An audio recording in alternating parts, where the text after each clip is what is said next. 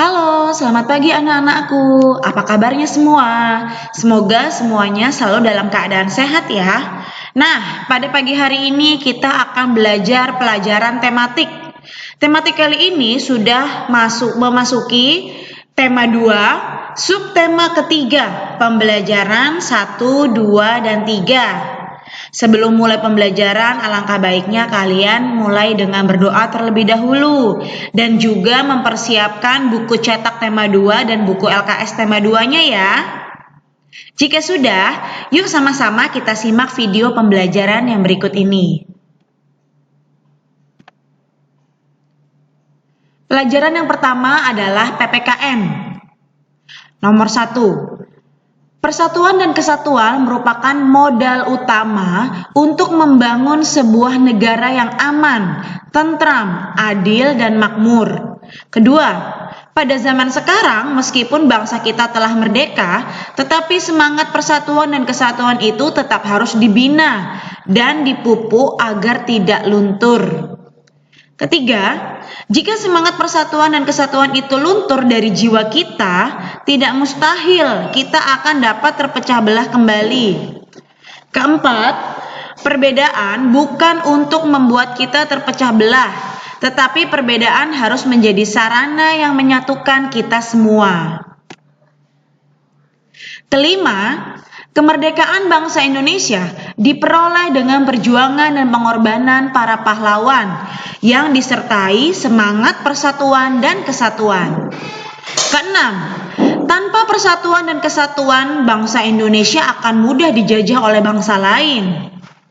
7. Dalam kehidupan, seorang manusia tidak akan memiliki arti jika ia hanya hidup sendiri atau sebatang kara ya. Nomor 8. Dalam kehidupan bernegara, pengamalan sikap persatuan dan kesatuan dapat diwujudkan dalam bentuk perilaku sebagai berikut.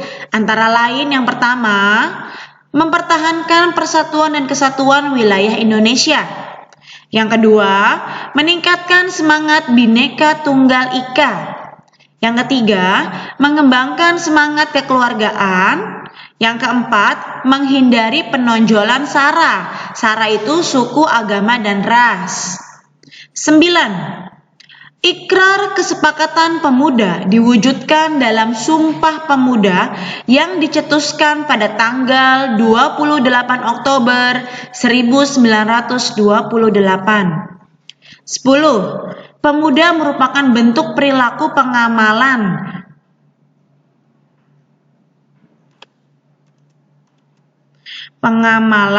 tetap tegaknya persatuan dan kesatuan.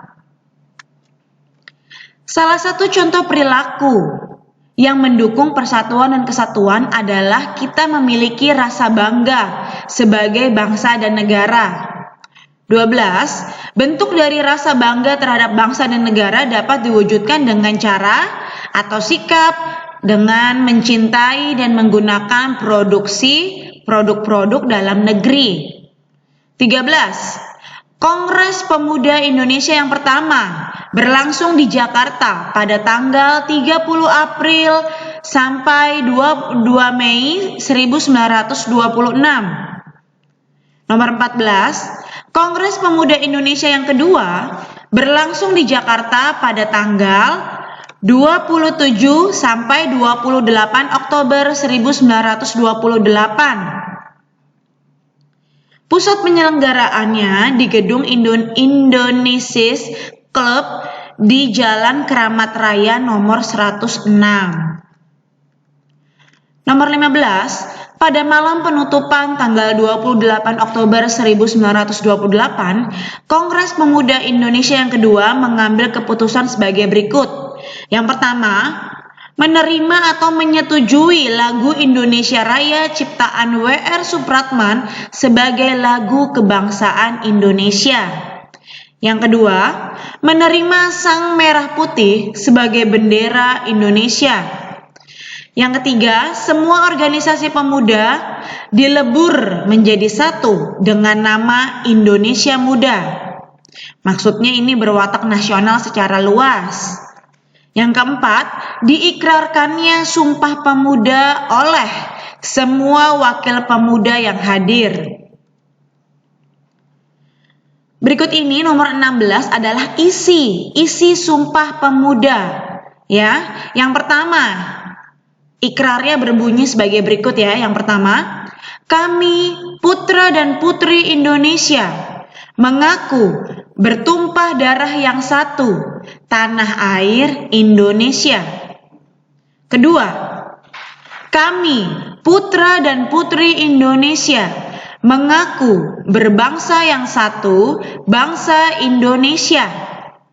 Ketiga, kami putra dan putri Indonesia menjunjung bahasa persatuan, yaitu bahasa Indonesia. Lanjut, pembelajaran yang kedua adalah pelajaran bahasa Indonesia. Yang pertama, salah satu syarat kalimat efektif adalah dengan menggunakan kata baku. Nomor 2, pengertian dari kata baku adalah kata yang memenuhi kaidah-kaidah bahasa Indonesia yang telah disepakati bersama untuk ketetapan ragam bahasa. Ketiga, penulisan dan pengucapan kata baku harus sesuai dengan PUEBI atau Pedoman Umum Ejaan Bahasa Indonesia. Nah, di nomor 4 ini adalah contoh kata tidak baku dan kata baku. Contoh kata tidak baku untuk ijazah pakai huruf S, sedangkan kata bakunya memakai huruf Z ya, ijazah. Kemudian Rabo. Kadang kita suka bilangnya harinya hari Rabu atau Senin. Nah, itu sebenarnya katanya kurang baku, tidak baku ya.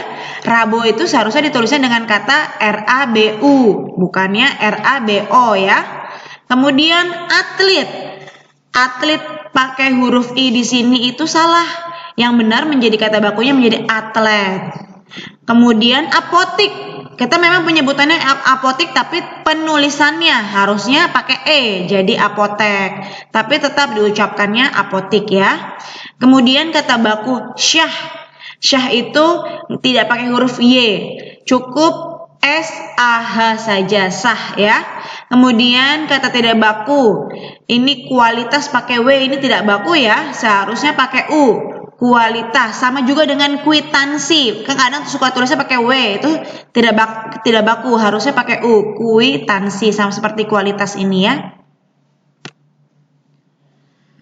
Setelah itu kita lanjut ke pelajaran berikutnya, yaitu tentang ilmu pengetahuan alam. Yang pertama, hewan dimanfaatkan manusia untuk diambil dagingnya, susunya, telur, dan juga tenaganya. Kedua, tumbuhan dimanfaatkan manusia dengan memanfaatkan bagian-bagiannya. Di antara lain ada bagian akar, batang, daun, buah, dan bijinya. Ketiga, manfaat tumbuhan bagi manusia antara lain sebagai berikut. Yang pertama, sebagai bahan makanan. Itu contohnya adalah daun-daunan ya. Ada daun bayam, kita bisa buat sayur bayam. Kemudian kangkung ya, sawi, selada, itu untuk bahan makanan. Kemudian yang B, sebagai bahan sandang. Sandang itu berarti pakaian ya. Contohnya adalah tumbuhannya kapas, dari pohon kapas. Itu nanti kapas bisa dipintal menjadi benang. Benang kemudian ditenun menjadi kain. Kalau sudah jadi kain tinggal buat polanya saja sehingga bisa membuat baju atau celana kita ya. Jadi bahan baku pembuatan pakaian itu adalah kapas ya. Selanjutnya, tumbuhan juga dapat sebagai bahan bangunan. Contohnya adalah pohon jati, kayunya ya yang kita manfaatkan. Ada juga pohon mahoni, sama kayunya yang kita manfaatkan. Kemudian sebagai bahan obat-obatan. Contohnya ada daun sirih ya, untuk obat gatal, untuk obat mimisan. Kemudian ada akar alang-alang untuk obat panas dalam. Kemudian ada kulit batang dari tumbuhan kina untuk obat malaria. Malaria ini disebabkan oleh nyamuk ya. Kemudian ada daun kumis kucing. Daun kumis kucing ini untuk mengobati batu ginjal. Kemudian ada daun dadap untuk menurunkan panas dan lain-lain. Selain untuk obat-obatan, tumbuhan juga bisa sebagai penghasil minyak. Contohnya adalah minyak atsiri. Minyak atsiri ini banyak digunakan untuk industri parfum, kosmetik, pewangi, dan penguat rasa makanan. Kemudian tumbuhan juga bisa sebagai bahan baku industri. Contohnya adalah karet ya. Getah karet ini bisa dibuat untuk membuat ban. Kemudian getah pinus bisa dibuat untuk terpentin atau dalam industri cat ya, campuran cat. Kemudian kelapa sawit. Kelapa sawit ini digunakan untuk bahan baku pembuatan minyak goreng. Selanjutnya, tumbuhan juga bisa sebagai bahan pewarna alami. Sebelumnya sudah kita bahas ya, kunyit. Kunyit itu bisa dijadikan sebagai bahan pewarna alami. Kemudian daun pandan, daun suji, wortel, cabai, dan lain-lain. Selanjutnya yang H, tumbuhan juga bisa sebagai penyedap rasa ya. Kalau ibu-ibu kalian suka memasak, pasti kalian sering melihatnya. Ada lada, ada pala, ada cengkeh, ada serai, jahe, dan lain-lain. Kemudian yang keempat, tadi sudah manfaat tentang tumbuhan ya, sekarang manfaat tentang hewan. Manfaat hewan bagi kehidupan manusia. Yang pertama sebagai bahan penghasil makanan atau bahan pangan. Contohnya adalah ayam. Ayam ini bisa diambil telur dan dagingnya. Sapi bisa diambil daging dan susunya. Kemudian hewan juga bisa sebagai penghasil bahan sandang untuk pakaian. Contohnya adalah kain wol. Kain wol itu bisa dari biri-biri ataupun domba. Kemudian kain sutra. Kain sutra itu berasal dari ulat sutra. Jadi dari air liurnya ulat sutra. Kemudian yang C, sebagai bahan obat-obatan. Nah, contohnya adalah hewan ular. Ular dan kalajengking ini bisa diambil bisanya ya. Kemudian cacing. Cacing juga untuk pengobatan, biasanya suka sakit panas ya. Itu ada cacing yang sudah dikeringkan, kemudian dia diramu sehingga bisa direbus dan diminum oleh orang yang menderita penyakit panas, terutama demam tinggi. Kemudian yang selanjutnya, hewan juga bisa diambil tenaganya. Contohnya adalah sapi dan kerbau. Ya, sapi dan kerbau ini bisa membantu pekerjaan manusia, seperti membajak sawah, terus menarik gerobak, ya. Kemudian ada kuda. Kuda juga bisa membantu pekerjaan manusia untuk menarik delman, ya. Untuk bepergian, kalau misalnya dia berada di hutan ya, bisa menggunakan kuda. Kemudian hewan juga bisa digunakan sebagai bahan kerajinan. Contohnya adalah sapi dan kerbau. Ini dimanfaatkan kulitnya untuk membuat wayang kulit. Kerbau dan rusa diambil tanduknya untuk hiasan. Kemudian yang kelima, kalian apakah pernah mendengar istilah toga? Nah, toga ini adalah singkatan dari tanaman obat keluarga. Tanaman obat keluarga adalah sebidang tanah untuk membudidayakan tanaman obat dalam rangka memenuhi kebutuhan keluarga akan obat-obatan. 7. Berbagai manfaat dari tanaman obat antara lain yang pertama, aman bagi kesehatan karena yang digunakan merupakan tanaman alami. Yang kedua, lebih menghemat biaya karena mudah didapat, tinggal diambil saja di pekarangan rumah.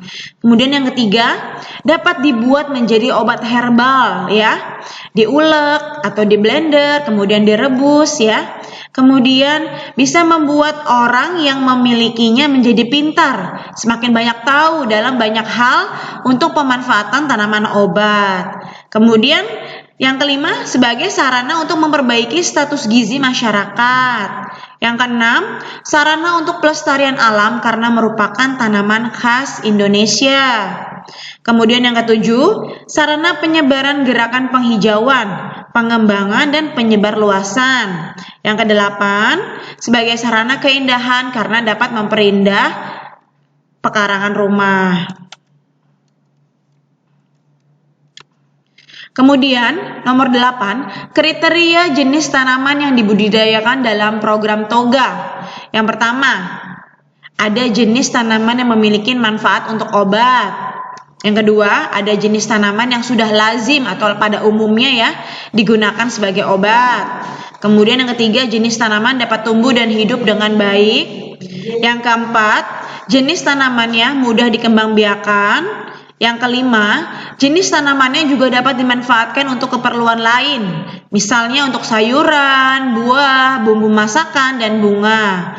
Kemudian yang keenam, dapat diolah menjadi obat atau jamu dengan cara yang mudah. Kemudian yang ketujuh, jenis tanamannya masih tumbuh liar dan hanya perlu dibudidayakan saja ya. Yang kesembilan, contoh tanaman obat keluarga dan manfaatnya. Pertama ada lidah buaya. Lidah buaya ini bisa digunakan sebagai tanaman penyubur rambut. Kemudian bisa juga digunakan untuk meredakan batuk. Selanjutnya yang kedua ada tanaman mengkudu atau pace. Bisa digunakan untuk meredakan osteoporosis atau bahkan juga untuk menurunkan tekanan darah tinggi. Ada jambu biji. Tanaman yang ketiga adalah jambu biji. Daunnya ini dapat digunakan untuk mengobati diare.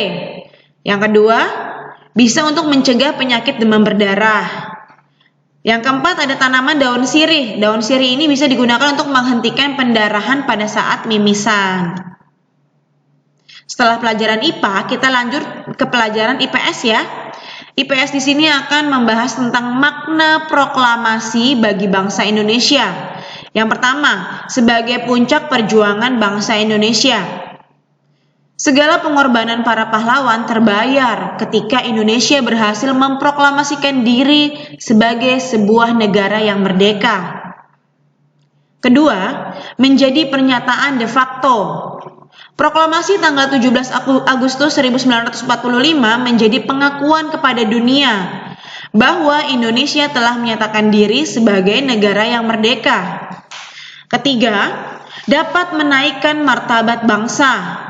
Yang keempat, dapat memulai perjuangan sebagai negara baru. Yang kelima, sebagai tonggak sejarah bangsa Indonesia. Bisa juga proklamasi itu sebagai pintu awal ya kemerdekaan Indonesia. Keenam, kemerdekaan itu bukan merupakan akhir dari penjajahan kaum kolonialisme bagi bangsa Indonesia. Nah, kemerdekaan itu merupakan pernyataan bebas dari belenggu penjajahan. Kedelapan, kemerdekaan itu merupakan sumber tertib hukum nasional yang mengandung makna berakhirnya hukum kolonial dan digantikannya dengan tata hukum nasional. 9. Memberikan arah dan kewenangan bagi bangsa Indonesia untuk menuju masyarakat yang sejahtera. 10. Memberikan kesempatan kepada seluruh rakyat untuk menjadi masyarakat yang mandiri dan cerdas. 11. Memberikan kewenangan kepada seluruh bangsa Indonesia untuk menjaga dan mempertahankan kedaulatan negara dari segala macam rongrongan. 12. Merupakan alat hukum internasional untuk bangsa Indonesia dalam melakukan hubungan dan kerjasama internasional. Setelah pelajaran IPS, kita lanjut ke pelajaran seni budaya dan prakarya atau SBDP ya. SBDP di sini masih sama. Kita mengulang kembali materinya tentang pola lantai. Di kelas 5 juga sudah ada. Seharusnya sudah semakin hafal ya tentang pola lantai ya. Yang pertama, kekompakan para penari dalam menyajikan tari daerah merupakan salah satu bentuk persatuan dan kesatuan. Kedua, selain kekompakan dalam tarian daerah juga memperhatikan pola lantai. Ketiga, pengertian pola lantai adalah denah yang dilakukan oleh seorang penari dengan perpindahannya, pergerakannya, dan pergeseran posisi dalam sebuah ruang untuk menari. Keempat, pola lantai berfungsi membuat posisi dalam sebuah ruang gerak.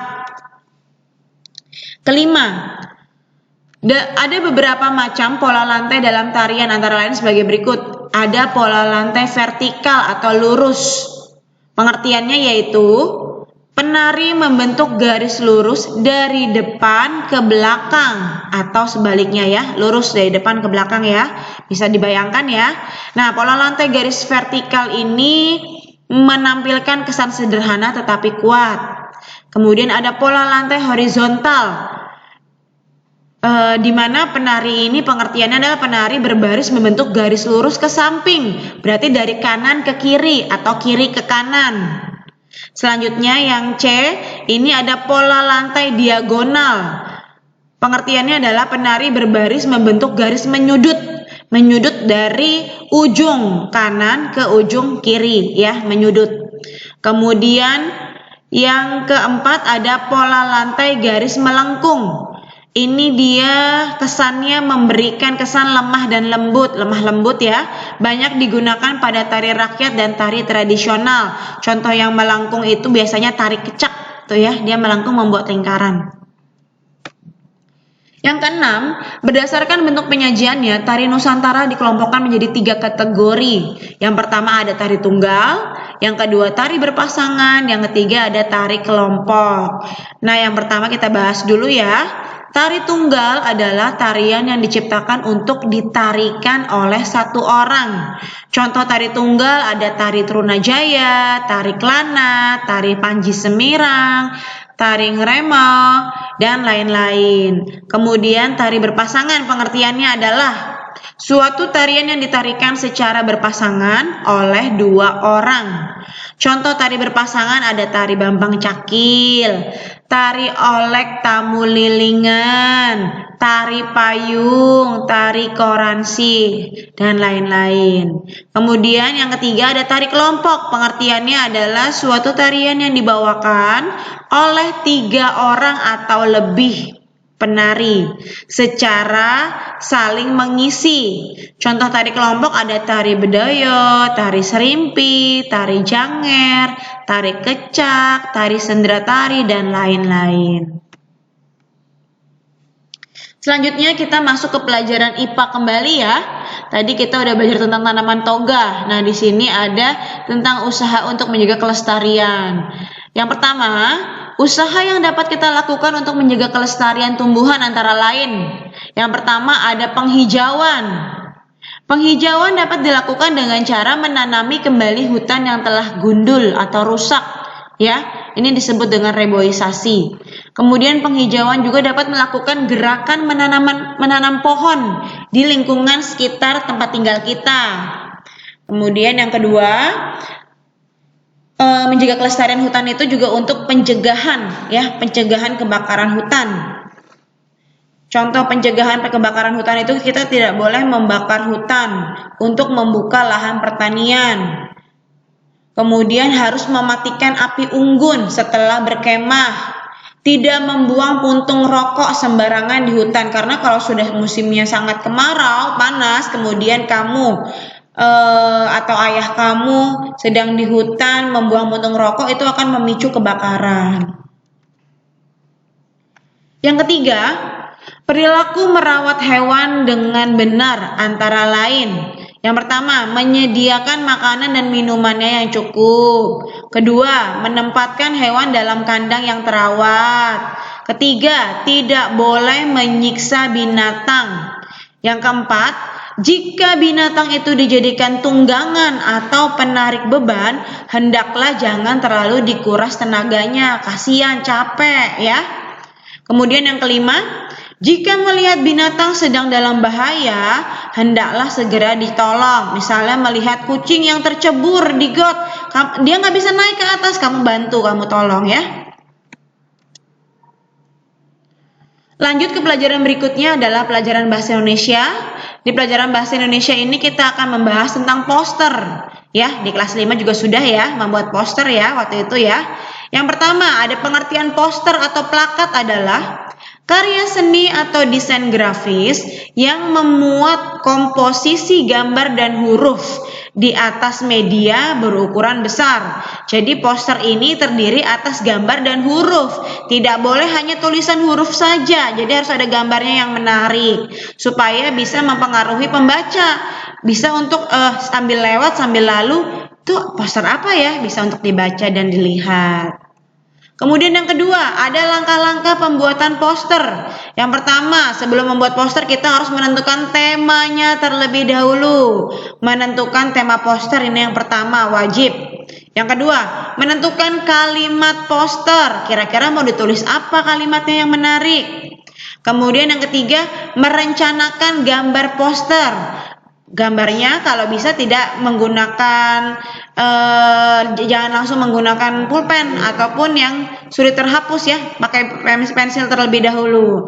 Kemudian yang keempat, membuat gambar dan kalimat poster disempurnakan. Yang ketiga, tujuan dibuatnya poster adalah sebagai berikut. Yang pertama, untuk iklan. Kemudian yang kedua, untuk sarana pendidikan. Yang C, sarana propaganda atau biasanya propaganda itu untuk partai politik ya. Kemudian yang keempat, ada sosialisasi. Yang kelima, sebagai dekorasi posternya. Nah, anak-anakku sekalian, baru saja telah kita simak bersama-sama pembelajaran dari tema 2, subtema ketiga, pembelajaran 1, 2, dan 3. Semoga kalian bisa dipahamkan ya atas penjelasan pada hari ini. Jangan lupa tetap semangat belajar di rumah dan jaga kondisi tubuh supaya tetap sehat. Sampai jumpa lagi di video pembelajaran berikutnya. Dah.